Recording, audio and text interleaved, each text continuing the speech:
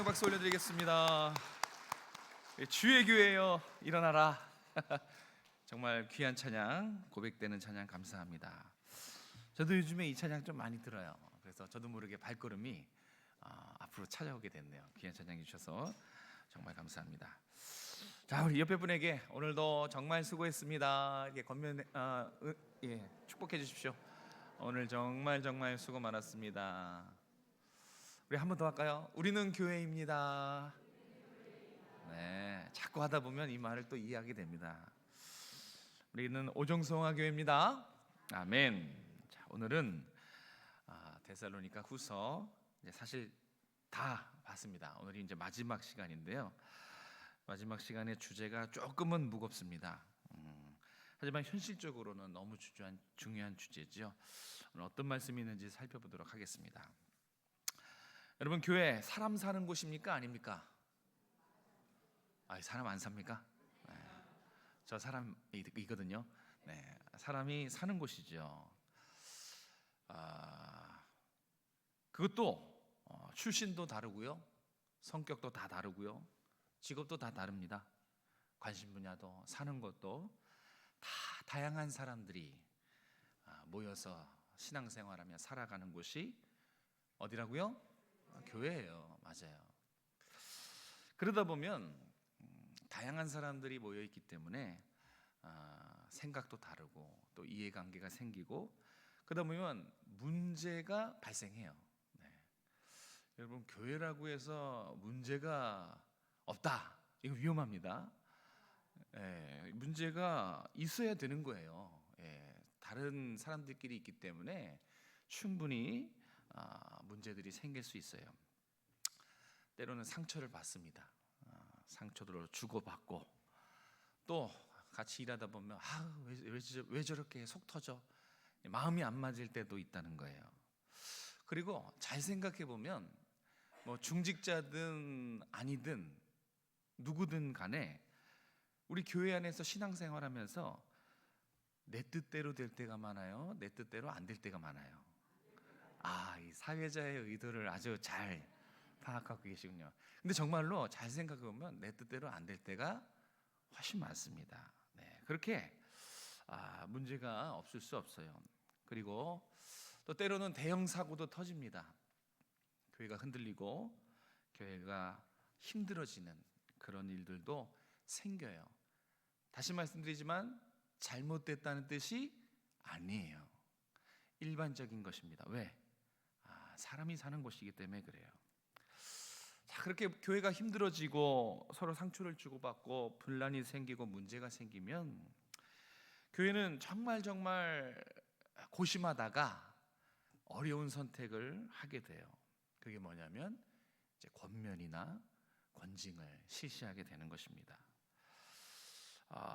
교회에서의 이 징계는 필요할까요? 안 할까요?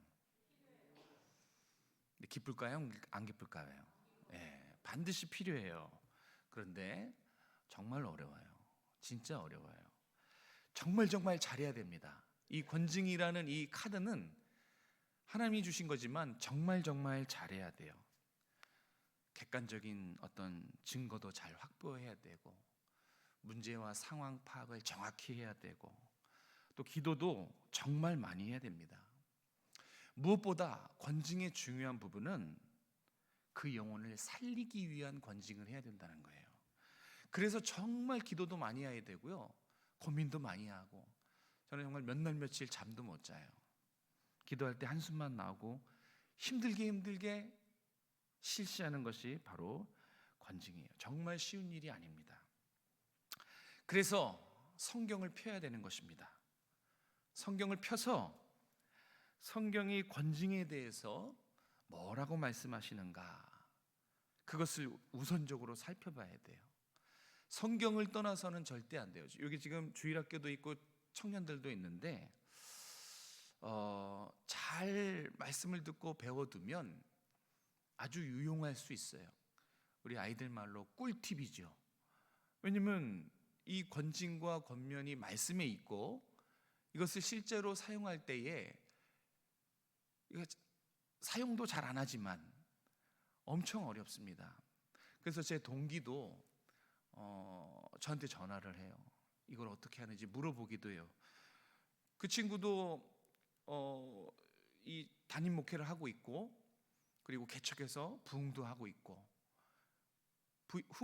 이 큰 교회에서 이 부교육자 생활도 하고, 잔뼈가 굵은 친구지만 이 권징은 이거는 정말 너무 쉽지 않은, 어렵지요. 그래서 성경을 펴야 돼요. 성경의 원리가 뭐고 어떻게 권징에 대해서 말씀하시는지 성경을 펴서 우선적으로 살펴야 됩니다. 절대 권징은 성경을 떠나서 실시하면 절대 큰일 납니다. 안 됩니다. 그러면 안 돼요. 벌써 무거워졌죠. 이 주제가 무거워서 그래요. 부담이 되는 주제죠.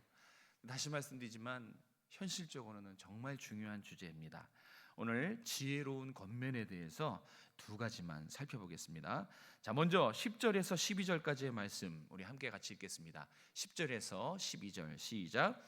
우리가 너희와 함께 있을 때에도 너희에게 명하기를 누구든지 일하기 싫어하거든 먹지도 말게 하라 하였더니 우리가 들은즉 너희 가운데 게으르게 행하여 도무지 일하지 아니하고 일만 만들기만 하는 자들이 있다 하니 이런 자들에게 우리가 명하고 주 예수 그리스도 안에서 권하기를 조용히 일하여 자기 양식을 먹으라 하노라. 아멘. 오늘 본문은 사실 6절부터 18절까지인데요. 우리가 6절은 저번 주에 다뤘죠. 거기에 보면 본받아야 할 사람이 있고 패기치는 사람이 있고 이렇게 두 분류의 사람이 나와요. 오늘 본문도 그 두 분류를 향한 사람에게 하는 권면이에요. 첫 번째는 패기치는 성도를 향한 권면입니다. 자, 오늘 패기치는 성도를 향한 권면이 본문의 10절부터 12절 말씀입니다.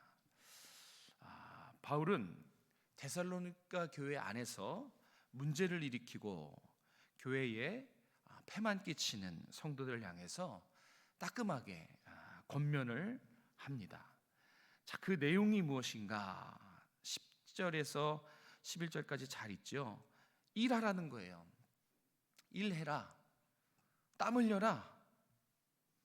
현재의 일에 충실하라. 이것이 지금 권면인 거예요. 그런데 구체적인 이 대상이 10절에 나와요. 10절에 이 지금 들어야 될 대상이 누구죠? 누구죠? 맞아요. 잘 보세요. 일하지 않는 자가 아니라 일하기 싫어하는 자예요. 네. 성경은 일하지 않는 사람에게 권면하는 게 아니라 일하기를 싫어하는 사람에게 지금 권면하는 거예요. 그러니까 일할 기회가 있고 일할 여건이 됐는데도 거부하는 사람들에게 지금 권면하는 거예요. 인생을 낭비하고 있거든요. 시간을 허비하는 자들이거든요. 그러한 자들에게 뭐라고 충고해요? 굶겨라. 먹지도 말게 하라는 게 굶기라는 거예요. 11절은 이들에게 더 큰 문제가 있음을 알려줘요. 그러니까 일하지 않는 것도 문제지만 2차적인 더 큰 문제가 있어요. 여러분 잘 보시면 11절 보시면 게으른 것을 다뤄요. 게으른 것을 뭐라고 하는 거예요. 그런데 그거보다 더 큰 그 게으름이 만든 2차적인 문제가 더 큰 문제라는 거예요. 제가 이것을 주석을 살펴보다가 이거 주석의 해석이 참 재밌네 그런 생각이 들었어요. 여기 11절에 보면 일을 만들기만 하는 자가 나와요. 그러니까 일도 하지 않는데 더더욱 일을 만드는 거예요. 그래서 더 큰 문제라는 거예요. 여기서 일을 만든다는 것을 제가 가지고 있는 신약 주석은 이렇게 설명합니다. 이 헬라어로 되게 복잡해요. 페리에르가 조메누스라는 단어예요. 안 중요해요. 근데 이 단어가 갖고 있는 뜻이 뭐냐면 이게 합성어인데요. 두루 다니다 라는 뜻하고 일을 열심히 하다 라는 것의 합성어예요. 두루 다니다, 일을 열심히 하다. 그래서 뭔가 좋은 합치면 좋은 뜻일 것 같은데 이 페리 에르가조메누스라는 뜻은, 자, 뜻이 뭐냐면 이렇게 돼 있더라고요. 지나치게 참견하며 들쑤시고 다니는 행동. 이게 일을 만든다는 것의 정확한 뜻이에요. 지나치게 참견하고요, 들쑤시는 거예요. 그러니까 여기저기 가는 곳마다 들쑤시고 다니면서 문제를 일으키는 성도가 데살로니가 교회에 있었다는 겁니다. 자, 이들이 어떻게 들쑤셨냐면, 자기는 게을러요, 일을 안 해요. 그래서 굶겨야 되는 거예요. 그런데 성실하게 잘 일하고 있는 최 장로님한테 가가지고 소란을 피우는 거예요. 아니, 이제 종말이 임박했는데 지금 여기서 뭐 하는 거냐고. 그래서 막 마음을 흔들리게 하는 거예요. 이런 식으로 잘 있는 성도들을 이렇게 자기화 만들려고 했지요. 또 이들의 골칫거리는 뭐냐면, 일을 해요, 안 해요? 일을 안 해요. 일을 못하는 게 아니라 할 수 있는데 거부하는 거예요. 이제 종말이 임박했는데 일을 해서 뭐 하냐는 거예요. 1992년 다미선교회가 생각나죠? 그때 보니까 집 팔고 대출 받아서 다 헌금하고 이혼도 하고 학생들은 가출하고, 그렇게 해서 그냥 아예 삶을 포기하고 그 집단에 몇 날 며칠 그냥 기거하면서 있었잖아요. 그런 일들이 본문에도 있었다는 거예요. 여러분, 근데 그 1992년 이장림 목사 다미선교회 그 어떻게 건증이 됐어요? 결국 그 이장림 목사가 돈 횡령해 가지고 쇠고랑 차죠. 모르세요? 이렇게 사진 보면 이렇게 돼 있어요. 이렇게. 어쨌든 그렇게 일은 안 하고 이 들쑤시고 다니는데, 문제는 일을 안 하니까 먹고 사는 거 어떻게 해야 돼요? 돈이 필요할 거 아니에요. 이 사람들도 먹고 살아야 되니까. 어떻게 했냐면 자신의 생계와 필요를 교회에 떠넘겼어요. 구제해 달라는 거예요. 그래서 이들을 구제하느니라고 교회가 허리가 휘는 거예요. 교회가 심각한 재정난에 봉착되기도 했습니다. 그러니까 이런 문제들이 있었다는 겁니다. 이건 잘못된 신앙이죠. 신앙은 삶과 연결이 되어 있어요. 그래서 삶을 보면 신앙도 건드릴 수 있고요, 그 신앙을 보면 어떻게 살아가는지 모르지만 짐작할 수 있는 거예요. 다시 말해서 재림을 소망하는 신앙이 바르면, 재림 신앙이, 그것을 소망하고 바라보는 그 신앙이 바른 신앙이면 바른 생활을 하게 되겠죠. 그런데 교회에 폐만 끼치고 두루 다니면서 들쑤시기만 해서 잘 있는 사람까지도 혼란하게 만드는 이 잘못된 생활은 결국 그들이 재림에 대한 잘못된 신앙을 갖고 있었다는 것을 반증하는 것입니다. 그래서 재림을 소망하는, 재림을 바라보는 사람, 바른 신앙인이라면 절대 현실을 소홀히 하지 않습니다. 절대 현실 소홀히 하지 않아요. 반대예요. 정말 성실하게 합니다. 주님 앞에서 나중에 나의 삶을 드려야 되기 때문에 주님 오시는 그 날까지 최선을 다해서 자기 삶에서 최선을 다해서 자기 일을 감당해요. 바른 신앙이죠. 우리가 균형이 참 중요해요. 현실을 너무 집착하고 안주하는 것도 안 됩니다. 문제지요. 근데 반대로 현실을 외면하고 현실을 회피하는 것도 문제예요. 우리의 신앙이, 우리의 신학이 성경적인 바른 신앙이 돼야 되는 이유가 바로 여기에 있어요. 성도답게 바르게 살기 위해서예요. 바른 신앙은 바른 생활이 되기 때문에 그래요. 성도답게 바르게 신앙생활하는 거 하나님이 기뻐하실까요? 안 기뻐하실까요? 기뻐하시죠. 성도가 성도답게 바르게 살 때 하나님이 기뻐하셔요. 그리고 그것은 분명한 하나님의 뜻인 줄로 믿습니다. 바울이 이렇게 패만 끼치고 들쑤시는 그 성도들에게 아주 단호하게 권면해요. 12절에 조용히 일하여 자기 양식을 먹어라.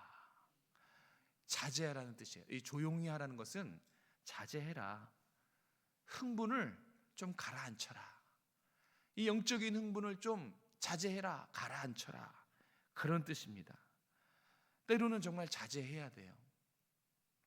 저도 자제가 잘 안 되는데요. 제가 어느 부분에 자제가 잘 안 될까요? 다 아시다시피 먹는 거에 자제가 잘 안 됩니다. 자제가 안 돼요. 저도 할 말은 없어요. 정말 입이 쏙 들어가네. 어쨌든 우리 같이 노력합시다. 자제할 때가 있어야 돼요. 그리고 흥분을 가라앉히고 잠잠히 있을 때가 참 필요합니다. 그래야 교회가 평안하여 든든히 세워져 가기 때문에 그래요. 어쩌면 이 조용히 일하여 자기 양식을 먹어라, 이것은 오늘 저에게 하는 말씀이고 오늘 우리에게 하는 말씀일 수 있어요. 자제하지 못하는 그 부분에 지금 사도 바울의 입을 빌어서 자제하라고 말씀하신 거예요. 조급하고 쉽게 흥분하는 그 부분에 가라앉혀라. 차분히 좀 가라앉혀라. 흥분하면 사실 될 일도 안 돼요. 조급하면 일을 그르칠 때가 훨씬 더 많습니다. 그때는 어떻게 해야 돼요? 가라앉혀야 되는 거예요. 자제해야 되는 것입니다. 자, 이것이 패기치는 성도들을 향한 권면이었어요. 우리 모두가 귀담아 들어야 돼요. 자기의 양식을 먹고 자제하고 교회를 위해 묵묵히 헌신하고 기도하는 것, 이것이 오늘 우리가 귀담아야 될 첫 번째 메시지였습니다. 자, 우리 13절에서 15절 말씀도 같이 한번 읽겠습니다. 13절에서 15절입니다. 시작. 형제들아, 너희는 선을 행하다가 낙심하지 말라. 누가 이 편지에 한 우리 말을 순종하지 아니하거든 그 사람을 지목하여 사귀지 말고 그로 하여금 부끄럽게 하라. 그러나 원수와 같이 생각하지 말고 형제같이 권면하라. 아멘. 자, 우리가 13절에서 15절까지 읽었는데 여러 가지, 한 두세 가지 명령이 있지만 핵심은 뭔 것 같아요? 말하고 싶은 거 15절이에요. 원수같이 생각하지 말고 어떻게 해요? 네, 형제같이 생각하라는 거죠. 자, 두 번째는 이 13절과 15절까지는 본이 되는 성도를 향한 권면이에요. 그래서 좀 이렇게 화제 전환이 돼요. 분위기가 바뀝니다. 열심히 살아가는 성도들에게, 열심히 사는 우리 이장로님, 열심히 사는 우리 남권사님, 다 있나? 어쨌든 없는 저기를 하려고 했는데 열심히 살아가는 박 집사님. 네. 그러니까 어쨌든 열심히 살아가고 있는 성도들을 향한 권면이에요. 자, 먼저 이들에게는 낙심하지 말아라라고 위로합니다. 낙심하지 말라고 권면해요. 이게 무슨 뜻이냐면, 자, 지금 주변에 누가 있어요? 그 패키치는 성도들이 있는 거예요. 그래서 마음을 흔들기도 하고 문제를 자꾸 만들어내는 거예요. 그들이 와서 크고 작게 영향력을 행사하는 거예요. 힘들게 만드는 거예요. 그때 낙심하지 말라고 권면하는 거예요.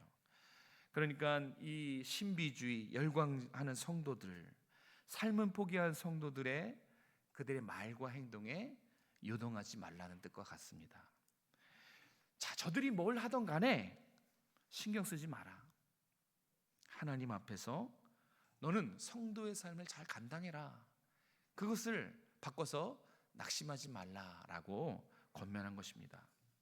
자, 그러면서 이제 14절에 중대한 얘기를 꺼내요. 그럼에도 불구하고 순종하지 아니하거든. 이게 최악의 상황인 거예요.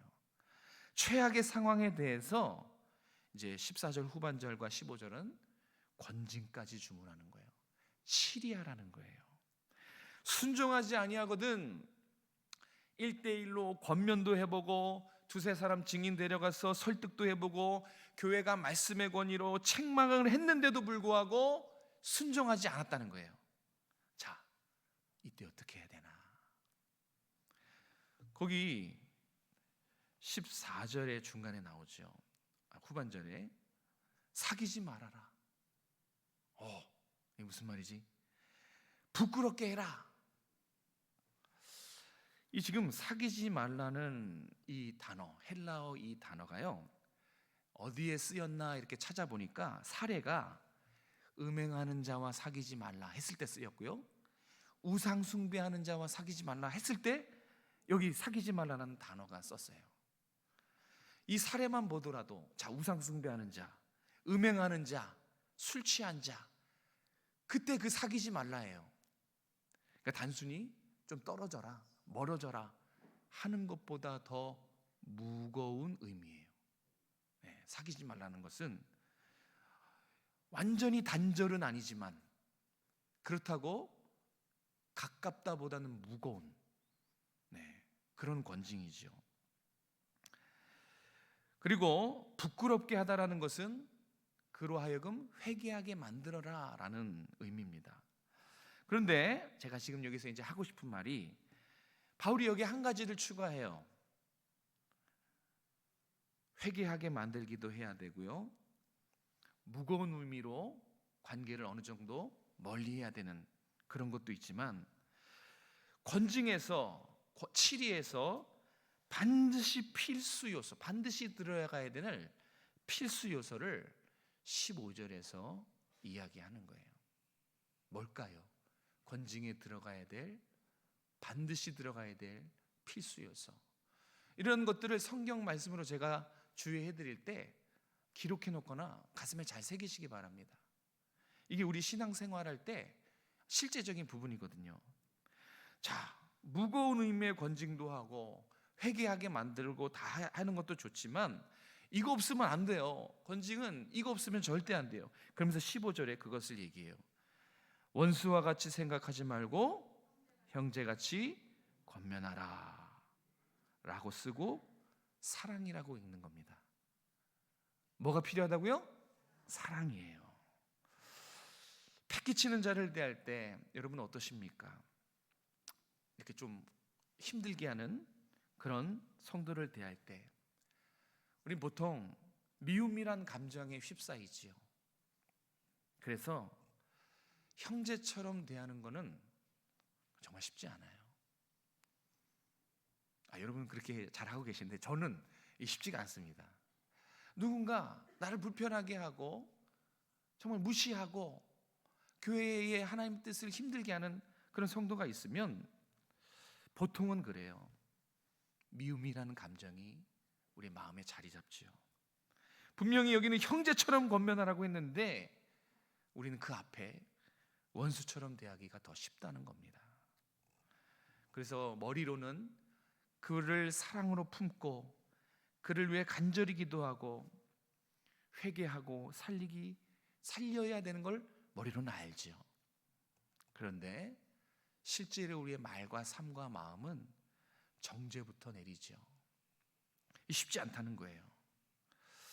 오늘 이 권면의 성경의 이 권면의 원리는 사실 뭔가 통쾌한 해결책을 제시하기보다는 오히려 더 우리 마음을 무겁게 하고 부담감을 가중시키는 듯한 느낌을 지울 수가 없어요.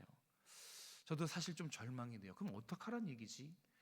이 사랑을 해답을 제시했는데 그 제시한 해답이 우리 능력으로는 불가능한 거거든요. 이게 지금 너무 절망적인 상황이에요. 저에게는 우리가 그렇게 할 수 없다는 것을 우리 스스로는 사실 지금 이미 알고 있습니다. 그렇다고 또 이거를 안 할 수도 없는 노릇이에요. 그렇지 않습니까? 성경이 이렇게 말씀하고 있는데 사랑이다 해법을 제시하고 노력하라고 하고 있는데 이걸 무시할 수도 없어요. 안 할 수도 없는 노릇이에요. 그러니까 이러지도 못하고 저러지도 못하는 거예요. 알고는 있지만 안 되고 할 수 없고. 자, 어쩌라는 걸까요? 그래서 이렇게 중간에 끝나는 것이 아니에요. 성경은 분명하게 이 알쏭달쏭한 부분을 분명하게 파고 들어가서 대안을 제시합니다. 자, 여기 사실 답이 이미 있어요. 할 수 없는 것을 알지만 그래서 내려놓고 멈추는 게 아니라, 안 되는 줄 알지만 그래서 피하는 게 아니라 노력이라도 해보라는 거예요. 오늘 제시한 대안은 거예요. 노력이라도 해라. 십자가 앞에 가든 기도를 붙잡든 교회를 사랑하는 주님의 마음으로 인내하든 뭘 하든 붙잡고 노력이라도 하라는 거예요. 끙끙거리라는 거예요. 성경도 알아요. 우리 스스로도 압니다. 이 불가능해요. 어떻게 품고 간절히 기도하고 회개하도록 이끕니까? 쉽지가 않죠. 나를 공격하는 그에게, 내 마음을, 평안했던 내 마음을 회집어 놓는 그에게, 이게 사랑하라는 것은 사실 우리가 마음으로 받아들이지가 않죠. 압니다. 그래서 포기하라는 건가 피하라는 건가, 그렇지 않아요. 노력이라도 하라는 것입니다. 목사님, 노력은 해보겠지만 노력한다고 뾰족한 수가 있습니까? 노력하면 달라집니까? 달라집니다. 달라져요. 그래서 노력하라고 하는 거예요. 노력하면 뭐가 달라질까요? 그 사람이 바뀔까요? 바뀌기도 하더라고요. 근데 대부분은 바뀌진 않을 거예요. 근데 바뀌는 게 있어요. 뭐가 바뀔까요? 맞아요. 그 노력한 나 자신이 바뀐다는 거예요. 내가 노력하기 전보다 노력한 후 더 큰 사람이 된다는 거예요. 노력하기 전보다 노력한 후에 바른 신앙인, 적어도 행동하는 신앙인이 될 거란 얘기예요. 사랑하는 성도 여러분, 우리는 오정송화교회죠? 네, 우리를 이렇게 누가 만드셨어요? 주께서 친히 우리를 만드셨습니다. 어떻게 만드셨나요?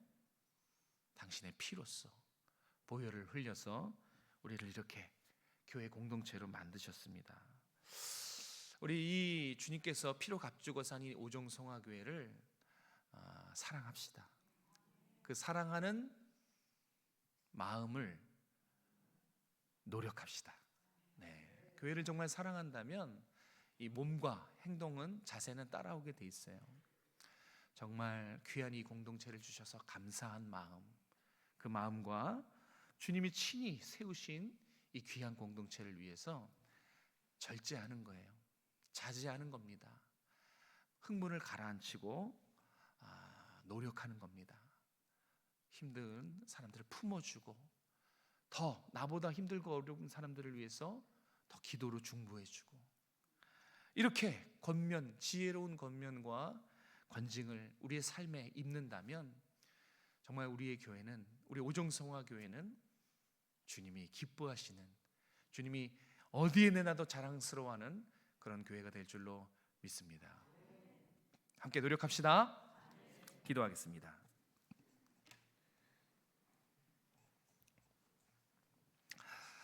살아계신 하나님, 피로 값주고 산 이 교회를, 이 공동체를 이루게 하심을 감사합니다.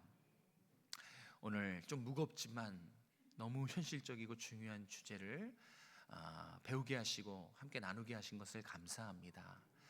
전 정말 우리 주님의 마음으로 교회를 사랑하고 서로를 내 몸과 같이 사랑하는, 정말 주님이 주신 그 사랑을 누리는 우리 모든 성도들이 될 수 있도록 은혜 베풀어 주시옵소서. 더 기도에 힘쓰고 모이기를 힘쓰고 사랑하기 힘쓰는 우리 오정송화교회, 하나님 나라의 한 권속 될 수 있도록 도와주시고, 특별히 우리 서로 기도하며 서로를 세워가기 원합니다. 하나님, 인내할 수 있게 하시고 배려할 수 있게 하시고, 누구 하나 소외되거나 누구 하나 상처받거나 낙심하거나 교회를 떠나거나 이탈하지 아니하고 주님의 사랑의 끈으로, 성령의 끈으로 우리가 붙잡혀져서 이 오정송화교회가 든든히 세워갈 수 있도록, 우리 다음 세대에 건강하고 주님이 기뻐하시는 이 교회를 전수해 줄 수 있는 우리 모든 부모 세대들이 다 될 수 있도록 함께하여 주시옵소서. 다음 세대를 세워가는 이 중차대한 일, 하나님이 가장 기뻐하시는 이 일에 우리 모두 합력하여 선을 이루어 나가길 원합니다. 하나님 지혜를 주시고 또 특별히 성령 충만케 하여 주셔서 하나님의 뜻대로 결정하고 하나님의 뜻대로 이뤄나가는 우리 모두가 될 수 있도록 축복하여 주시옵소서. 거룩하신 예수님의 이름으로 감사하며 기도드립니다.